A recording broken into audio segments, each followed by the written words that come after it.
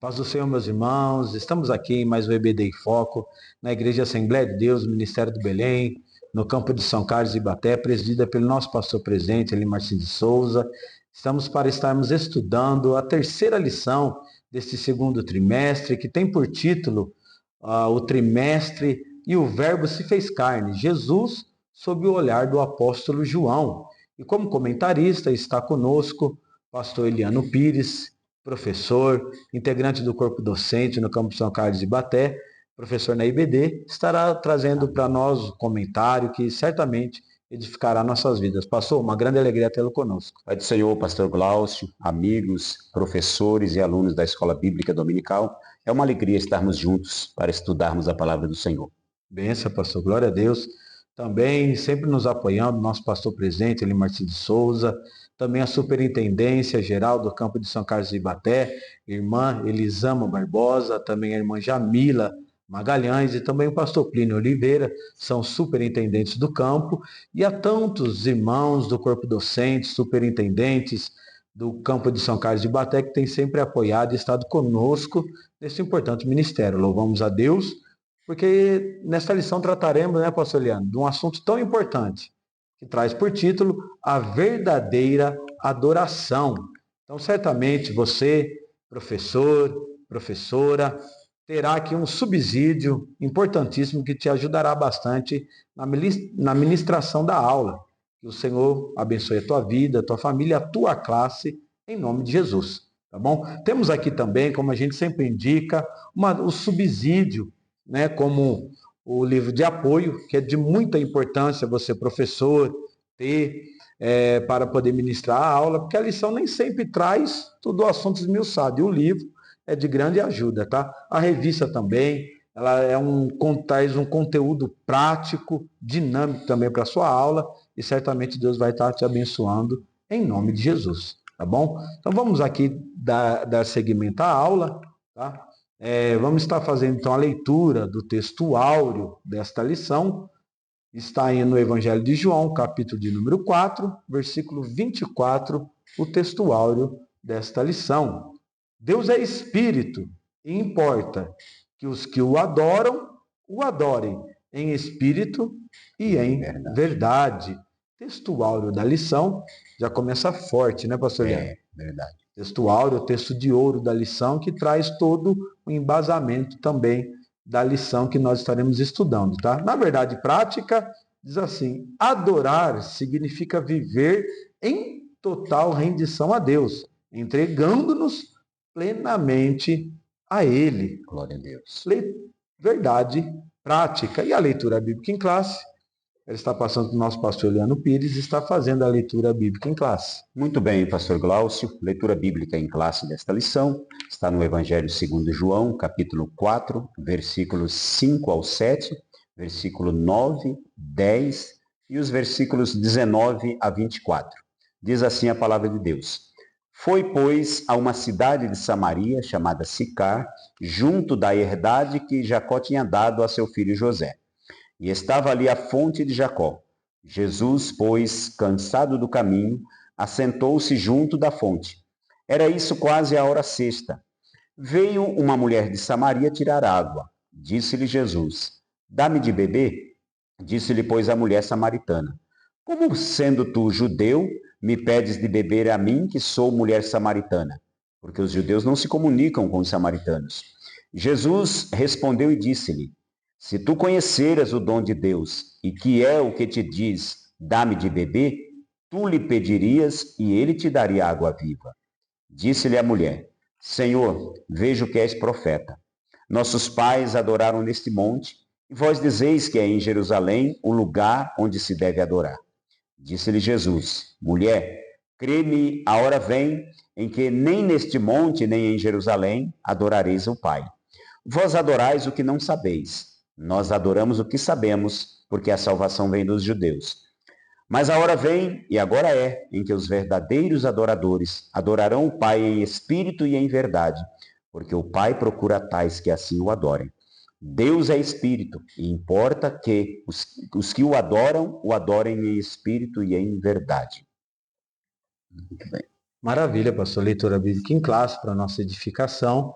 onde está embasado toda esta lição, né? E esta lição, ela é um resultado da lição passada. Sim. Lição passada estudamos sobre o novo nascimento, no capítulo de número 3, no Evangelho de João, inclusive todo esse trimestre, né, pastor Eliano? Ele está embasado no Evangelho de João, por isso que o título é Jesus sob o olhar do apóstolo João. São 21 capítulos distribuídos em 13 lições. Então, neste capítulo de número 4, nós vamos estar falando sobre a verdadeira adoração. Depois de um novo nascimento, Sim. né, pastor? Se torna um adorador. Se torna um verdadeiro adorador. Isso. Então, a lição ela tem, como sempre, 3 objetivos. Vou pedir que o pastor Eliano faça aí menção aos 3 objetivos da lição, porque é sempre importante para o professor e para os alunos ter conhecimento dos objetivos da lição. Muito bem, a lição tem 3 objetivos que vão nortear o nosso estudo. O primeiro deles, esclarecer aos alunos o diálogo de Jesus com a mulher samaritana. Esse é o assunto que será tratado no primeiro tópico. O segundo objetivo, que será o assunto do segundo tópico, fazer com que os alunos compreendam que a verdadeira adoração é um ato de rendição total a Deus. E o terceiro e último objetivo, que corresponde ao terceiro tópico da lição, integrar os princípios da adoração bíblica à vida de serviço e entrega a Deus. Maravilha, pastor. Então, aí os 3 objetivos, que certamente servem de norte para o desenvolvimento da lição. E em desenvolvimento da lição, vamos então já dar início ao primeiro tópico da lição, pastor, que tem por título O Encontro em Samaria e 2 preciosas lições. Pastor Eliano, por favor, pode fazer a exposição desse tópico de número 1? Muito bem. Nesta lição, meus irmãos, nós estudaremos um dos temas centrais do Evangelho segundo João, que é a verdadeira adoração. Como eu disse para os irmãos já em outras aulas, não é possível nós estudarmos todo o Evangelho de João em 13 lições, porque são 13 lições e ele tem 21 capítulos. Sim. Além disso, são vários temas distribuídos ao longo deste Evangelho. E mesmo no capítulo 4, se nós fôssemos discorrer sobre cada ponto da conversa de Jesus com a mulher samaritana, levaria muito tempo. Então o comentarista selecionou aqui apenas os versículos 23 e 24, Sim. que trata da verdadeira adoração. E aqui nesse primeiro tópico, o comentarista nos traz alguns detalhes deste encontro de Jesus com a mulher samaritana. O primeiro detalhe é a necessidade de passar em Samaria. O texto diz que Jesus deixou a Judéia e foi para a Galiléia. E em seguida nos diz que era-lhe necessário passar por Samaria. Essa necessidade de Jesus, ela não era geográfica. Se nós colocássemos hoje no Waze a rota da Judéia para a Galiléia, evidentemente ele iria colocar a passagem por Samaria. Sim. E por quê? Porque era a rota mais próxima. Exato. Existiam 2 caminhos. Um que saía da Judéia, atravessava Samaria e chegava na Galiléia. Exato. Porém, os judeus não faziam esse caminho. Os judeus seguiam pelo Jordão, por Jericó, e iam sair na Galiléia. Por que isso? Porque havia uma animosidade, havia uma rixa histórica entre judeus e samaritanos, desde a divisão do reino. Sim, Pastor Glaucio. Muito bem. No tempo do rei Roboão, por causa da idolatria de Salomão, Deus arrancou dele, da família de Davi, 10 tribos. E essas 10 tribos formaram o reino do norte, cuja capital era exatamente Samaria. Então, Samaria, ela era uma cidade fundada pelo rei Onri, mas ela se tornou também uma província. E nessa província estava a cidade de Samaria e também a cidade de Siquém, que aqui é chamada de Sicar. Sim. Então, essa rivalidade histórica, ela foi crescendo ao longo dos anos. Nos primeiros reinos dos reis do norte, houve guerra entre o reino do sul e o reino do norte. Mas ela se acentuou com o cativeiro da Assíria. Em 722 antes de Cristo, o rei da Assíria levou os judeus, os israelitas do reino do norte para a Assíria e trouxe em seu lugar outros povos. Sim. E esses povos habitaram o lugar. Porém, eles não conheciam a Deus. E aí eles pediram que o rei mandasse, então, sacerdotes para lhes ensinar a lei, porque estavam vindo leões e devorando alguns deles. E aí o rei mandou alguns sacerdotes, mas não os sacerdotes da tribo de Levi, porque a tribo de Levi ficou no Reino do Sul. Então eles misturaram, eles se casaram com essas nações. Sim. Uma mistura de israelitas com outras nações que era proibida na lei.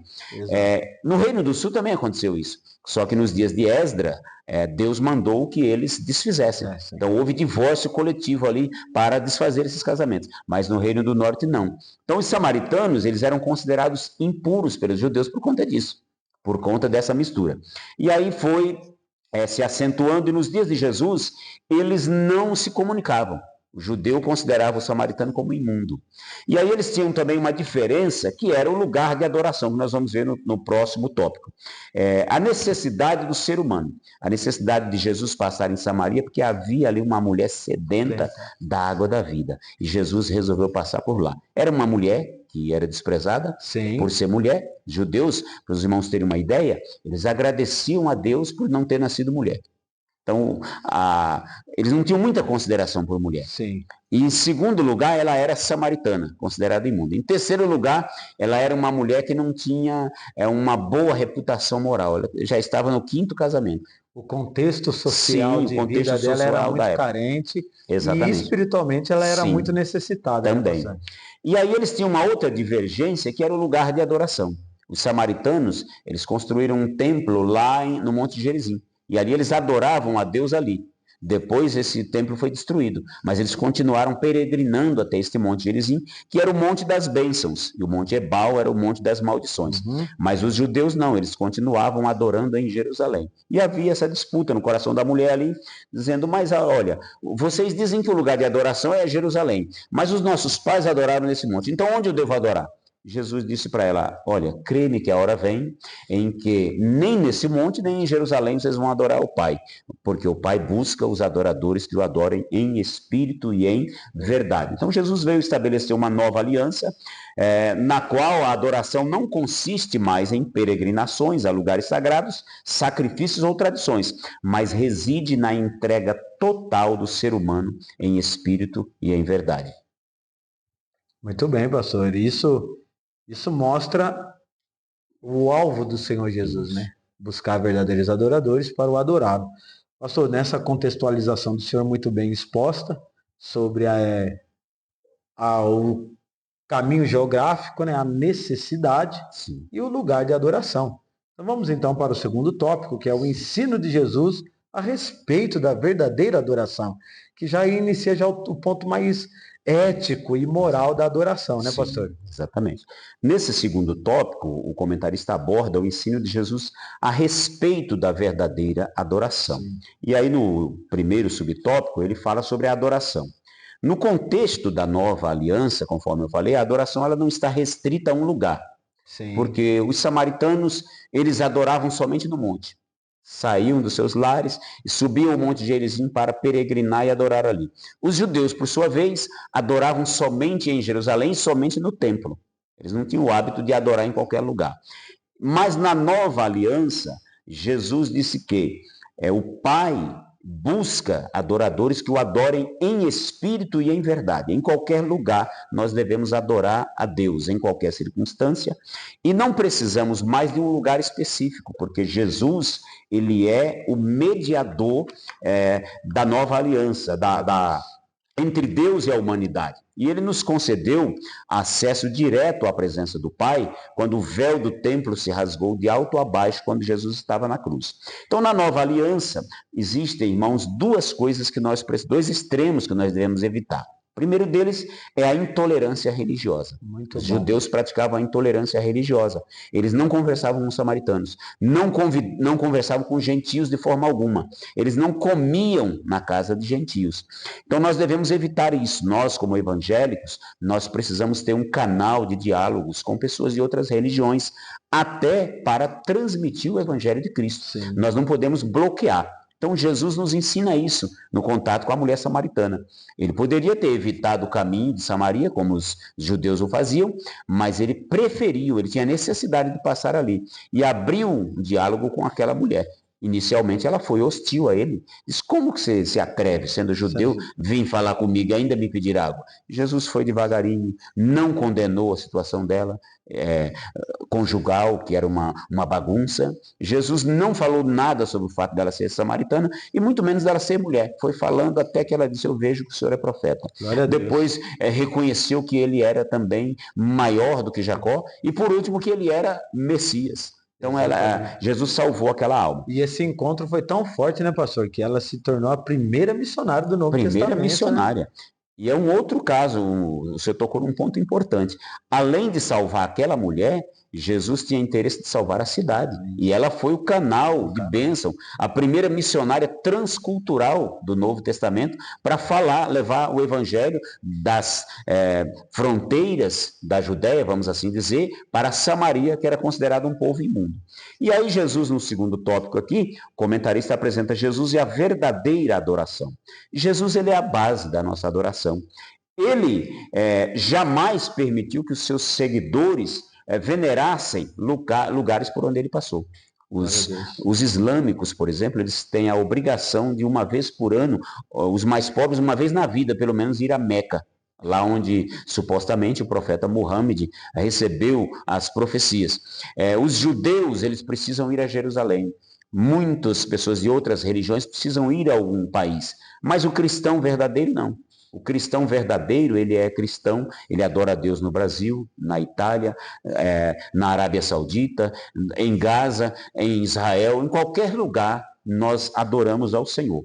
A única representação que Jesus permitiu fazermos é da sua morte e ressurreição, através da ceia do Senhor, onde o pão representa o corpo de Jesus e o vinho representa o sangue de Jesus, mas não devemos adorar. Os católicos, eles têm uma doutrina chamada transubstanciação. Exato. Eles acreditam que o pão e o vinho se transformam literalmente no corpo e do sangue de Cristo. E eles adoram os elementos da ceia. Existe hoje uma ala do protestantismo também que tem uma doutrina chamada consubstanciação. Eles não acreditam que os elementos se transformam no corpo e no sangue de Cristo, mas acreditam que Cristo está presente espiritualmente e ali transmite graça. E aí alguns, ao orar pela ceia, dizem, Senhor, que a pessoa ao tocar nesses elementos seja curado, como se fosse algo milagroso. Sim. Mas a Bíblia não nos dá base para isso. A adoração, ela é espiritual.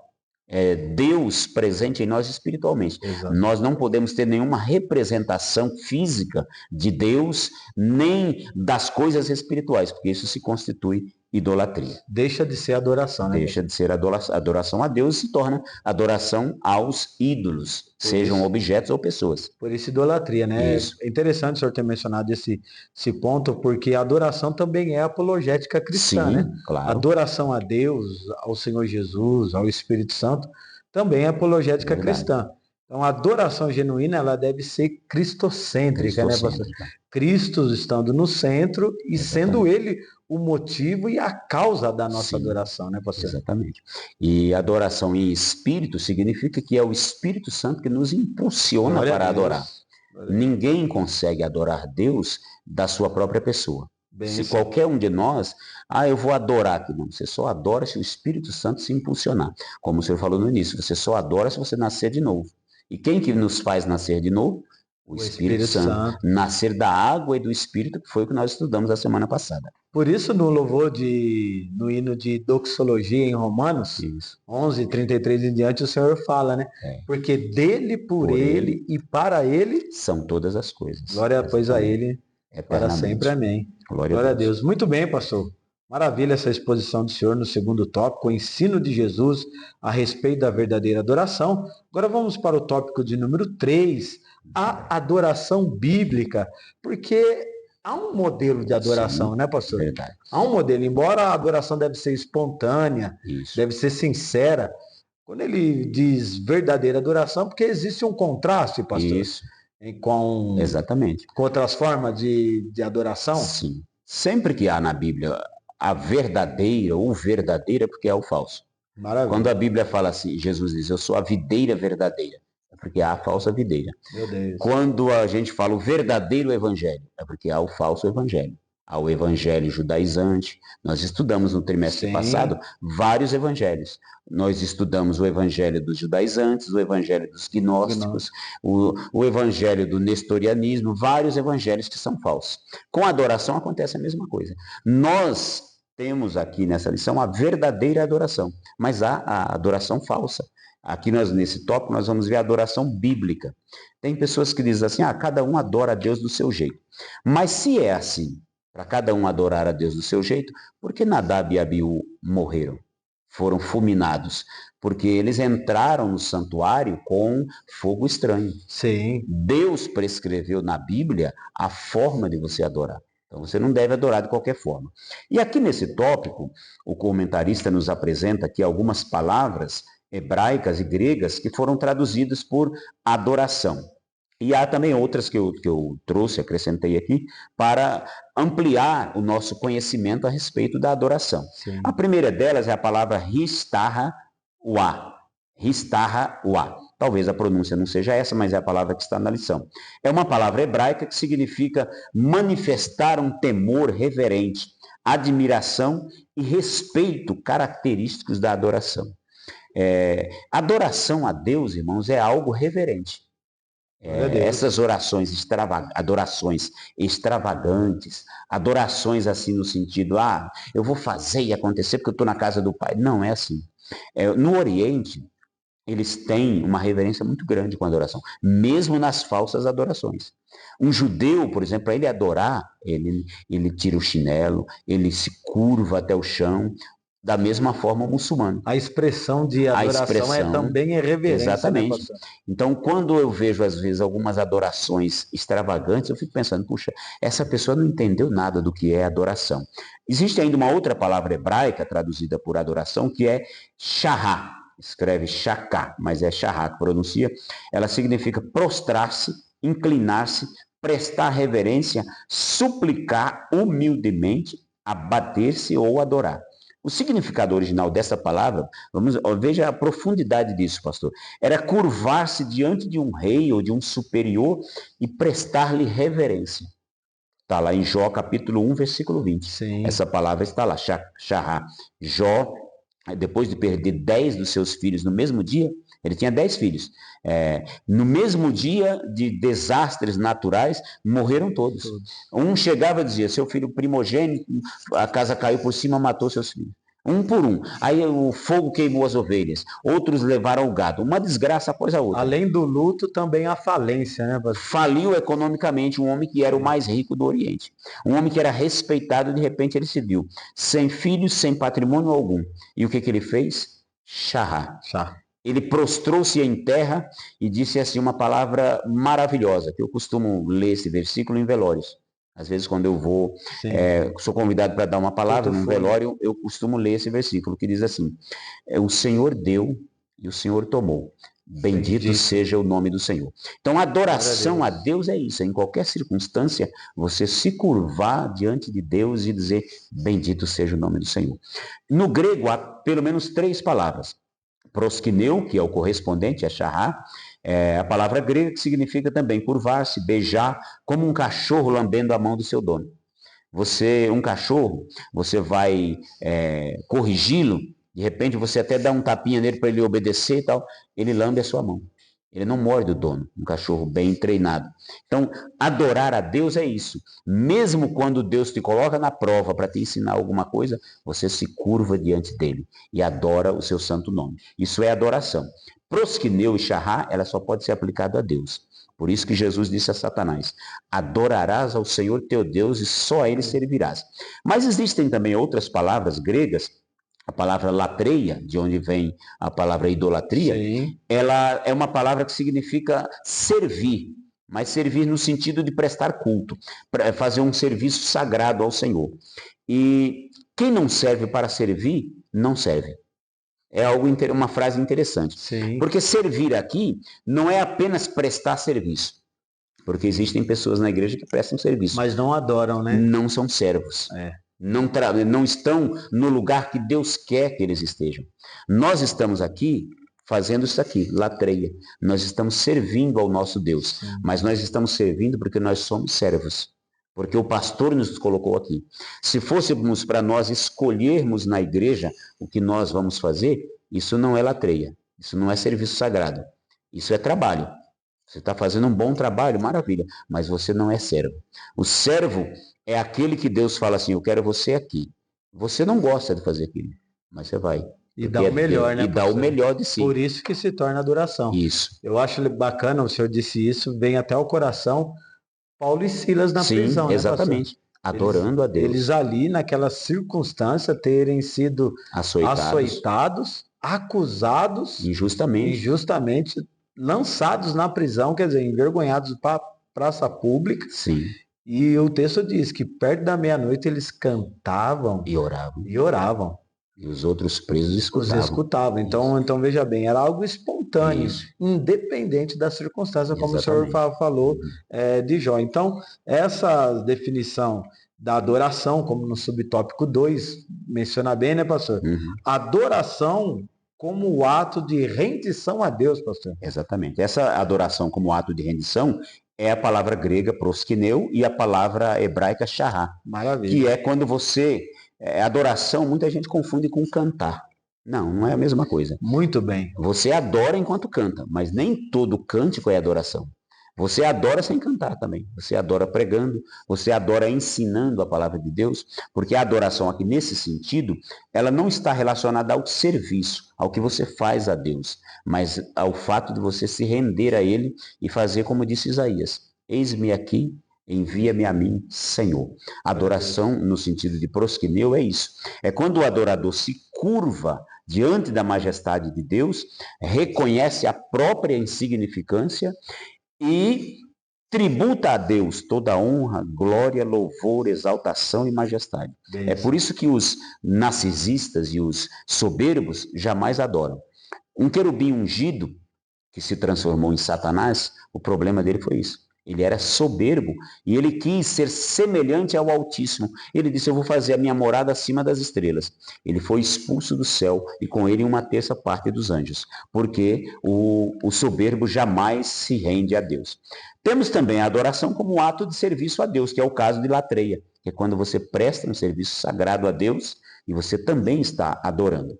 E também uma experiência interior de adoração, no quarto tópico aí, desse terceiro tópico. Sim. O verdadeiro salvo, ele sente a necessidade de adorar a Deus. Por quê? Porque ele reconhece que somente Deus é digno de adoração. Os primeiros cristãos, eles tiveram sérios problemas com o Império Romano. E sabe qual foi o problema? É porque o imperador romano, ele se considerava senhor, Kyrios no grego, e ele exigia a adoração para si. Mas eles diziam assim: somente Cristo é o Senhor. Não adoravam. Foram lançados às feras famintas. Sim. Alguns foram lançados em tachos de óleo fervendo, outros foram crucificados, decapitados, mas se recusaram a adorar a César. O verdadeiro cristão, ele não teme nem a morte. A morte chega, ele coloca a adoração a Deus acima da própria vida. Então a adoração é como está, por exemplo, no Salmo 23. O Senhor é o meu pastor, nada me faltará. Alguns especialistas no hebraico dizem que o Senhor é o meu pastor e nada me faltará, poderia ser traduzido mais ou menos assim: o Senhor é o meu pastor e de nada eu tenho falta. Por quê? Porque o Senhor me é suficiente. Quando eu tenho o Senhor como meu pastor, quando eu tenho o Senhor como primazia na minha vida, nada, não posso colocar nada no mesmo patamar dele ou acima. Existem muitas pessoas que infelizmente colocam Deus em último lugar na sua vida. Alguns dizem assim: eu sou muito jovem. Então, quando eu estiver velho, quem sabe eu vou servir a Deus. Deus não está interessado nesse tipo de adoração, porque tem que colocar alguns, a primazia na vida deles é o dinheiro. O jovem rico, ele dizia que era um jovem que ele guardava os mandamentos desde a sua mocidade. Aí Jesus disse para ele: está faltando uma coisinha. Ele falou: o quê? Ele falou: venda tudo que você tem, distribua aos pobres e terás um tesouro no céu. E ele retirou-se triste, porque possuía muitas propriedades. Eu não sei, para você que nos ouve, se tem alguma coisa aí que está tomando o lugar da adoração a Deus. Se tiver, nesta noite, abandone e coloque Deus em primeiro lugar na sua vida. Essa é a postura de um verdadeiro adorador. Maravilha. E a verdadeira adoração, ela causa libertação, porque Sim, Deus se move, né, exatamente. entre a adoração. Salmos diz que ele está entronizado Sim, no meio dos louvores. sim, O senhor disse algo muito importante sobre que o cântico, os louvores, é um meio de se adorar sim, a Deus. Então, que façamos uso desse meio, através dos louvores, para adorar ao Senhor e também, né, pastor? Servindo ao próximo, sim, né? Servindo ao próximo, servindo na exatamente. obra com excelência. Maravilha, pastor. Ficamos muito gratos Glória pela a sua Deus. participação, Amém. pelos seus ricos comentários, que nos edifica e nos fortalece muito. Amém. Louvamos a Deus pela tua vida. Que o Senhor continue abençoando em nome de Jesus. Vamos partir então para a conclusão desta lição, que a conclusão desta lição, ela também está dividida em duas partes. Sim, Focamos nos ensinamentos práticos de Jesus acerca da adoração e, por consequência, discutimos a doutrina da adoração cristã. Como o pastor Eliano pontuou muito bem aqui, trazendo definições, trazendo exemplos sobre o que é a adoração cristã, em contraste com as falsas adorações. adorações, né, pastor? Fez um conteúdo também, fez um recorte apologético, né, pastor? Sim, Porque não dá para falar de adoração exatamente. genuína sem ser apologético, sem Sim, defender a a fé. verdadeira doutrina a verdadeira doutrina cristã, Sim, a fé cristã, tá? E o segundo item desta conclusão é João capítulo 4 revela duas lições. O pastor Eliano também sim, pontuou aqui. Todo ser humano possui uma necessidade a satisfazer, a necessidade de de Deus. Deus. É por isso que alguns eles erram o caminho, né, pastor Sim, Eliano? Tentando alcançar a Deus, eles erram o caminho. Mas Jesus, ele sim. disse que ele é o Caminho, a verdade e a vida. e a vida. E disse, mas ninguém vem ao Pai senão por mim. Então Jesus, ele é exclusivista. Muito bem. E, então, se você quer adorar ao Senhor, vá a Cristo, se achegue a Cristo, É. reconheça a Cristo como teu Senhor e Salvador, porque você assim estará pronto para manifestar a verdadeira adoração. Amém. Tá? E o segundo ponto da lição foi: em Jesus, a verdadeira adoração surge como um movimento que se inicia no interior, ou seja, de dentro para fora, Sim, pastor. exatamente. Tudo isso resulta de uma experiência viva com Cristo. Exatamente. Então, aceite a Cristo como teu único e suficiente Salvador, que você vai viver essa experiência de adorar o Cristo ressurreto, maravilhoso, conselheiro e príncipe da paz. Glória a Deus. Maravilha. Maravilha. Então, nós concluímos aqui essa lição de número 3. Que o Senhor continue abençoando a tua vida, a tua classe, a tua aula, você que nos ouve. Deus abençoe também, que o Senhor continue falando e ministrando ao teu coração e te fortalecendo, assim como fortaleceu a Jó, Amém. assim como fortaleceu a mulher samaritana, como o pastor Eliano pontuou muito bem aqui, o Senhor também fortaleça a tua vida, em nome de Jesus. Deus abençoe. Amém.